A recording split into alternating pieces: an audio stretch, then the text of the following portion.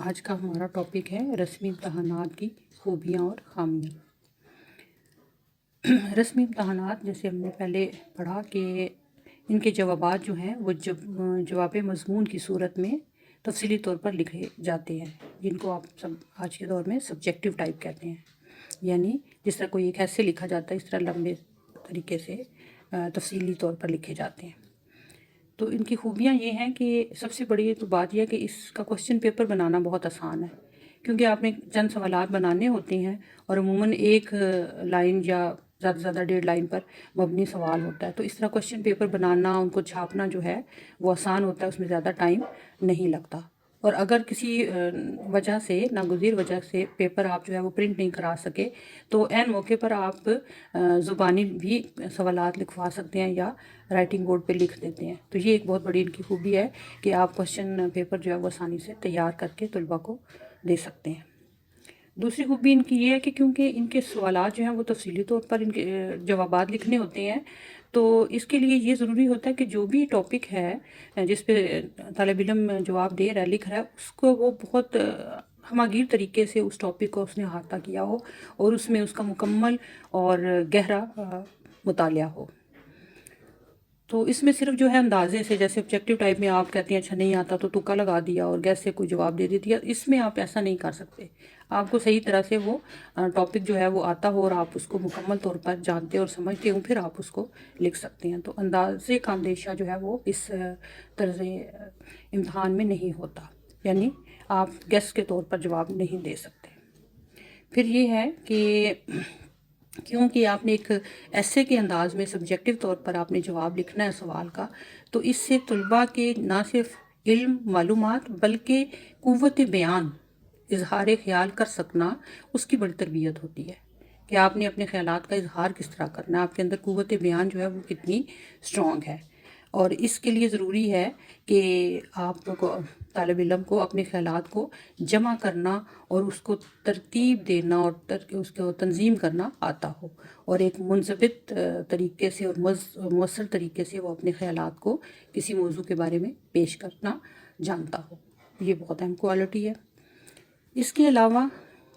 کیونکہ تفصیلی جوابات ہوتے ہیں اس طرز کے امتحانات میں، تو اس میں تحریر کرنے کی بڑی مشق پریکٹس ہو جاتی ہے، یعنی لکھنے کی، اور جو لینگویج ہے جو یوز ہو رہی ہے اس کی بھی اصلاح ہوتی ہے، بہتر سے بہتر ہو جاتی ہے لینگویج کا معیار،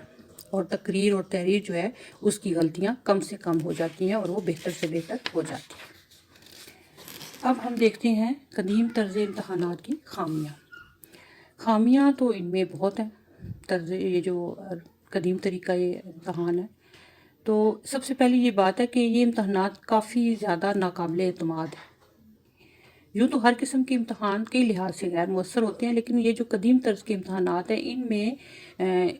بہت زیادہ ان کی خامی مانی جاتی ہے جدید طرز کے امتحانات کے مقابلے میں، کہ ان کے نتائج جو ہیں وہ بہت زیادہ قابل اعتماد نہیں ہوتے۔ کیوں نہیں ہوتے؟ کہ اس میں سب سے پہلے بات ہے کہ ان کو کہتے ہیں کہ یہ نامکمل ہے جائزہ، رسمی طریقے سے جو امتحانات ہوتے ہیں ان کا جائزہ نامکمل رہتا ہے، اس لیے کہ پورے جو کتاب ہے یا پورا جو سلیبس ہے اس میں سے چند سوالات ہی پوچھے جاتے ہیں، اور چند میں سے پھر مزید چند کا جواب دینا ہوتا ہے۔ مثلاً 10 سوالات دیے جاتے ہیں اور 10 میں سے کہا جاتا ہے کہ 5 کے جوابات دیں، اور وہ بھی صرف 2-3 گھنٹوں کے اندر، جو ہے 3 گھنٹے میکسیمم ہوتے ہیں، اس کے اندر جو ہے وہ جواب دینا ہوتا ہے۔ تو اب یہ جو 4-5-6 سوالات ہیں وہ پورے نصاب کو تو کور نہیں کر سکیں گے، تو اس طرح طالب علم کا جو ہے وہ اس سبجیکٹ کے پورے کا پورا اکتساب جو ہے وہ نہیں کیا جا سکتا، اور یہ مکمل طور پر معلوم نہیں ہوتا کہ کوئی طالب علم واقعی کسی مضمون میں کتنی قابلیت رکھتا ہے۔ کیونکہ ہوتا کیا ہے کہ چند سوالات جو دیے جاتے ہیں، جس طالب علم کو وہ اچھے آتے ہیں وہ جواب دے دیتا ہے، تو اس کی قابلیت کو ہم زیادہ مان لیتے ہیں، زیادہ مارکس لیتا ہے، اور اگر اتفاق سے نہیں وہ ہوتا ان سوالات کے لیے تیار، تو یہ اس میں بڑا ایک نامکمل سے جائزے کا۔ اسی طرح اساتذہ بھی یہ کام کرتے ہیں اور اسٹوڈنٹ بھی، کہ ان کو اندازہ ہوتا ہے کہ اتنے سوالات اگر یاد کر لیں تو امتحان جو ہے وہ آسانی سے ہو جائے گا۔ تو اب اس میں جو امپورٹنٹ ہوتے ہیں اساتذہ اپنے تجربے کی بنا پر سمجھ لیتے ہیں کہ یہ جو ابواب ہیں یا یہ سوالات ہیں یہ امپورٹنٹ ہیں اور اس میں سے امتحان میں آ جاتے ہیں، تو وہ انہی پر زیادہ توجہ مرکوز رکھتے ہیں اور انہی کا نفس مضمون جو ہے وہ طلباء کو اچھی طرح سے تیار کروا دیتے ہیں۔ تو جو باقی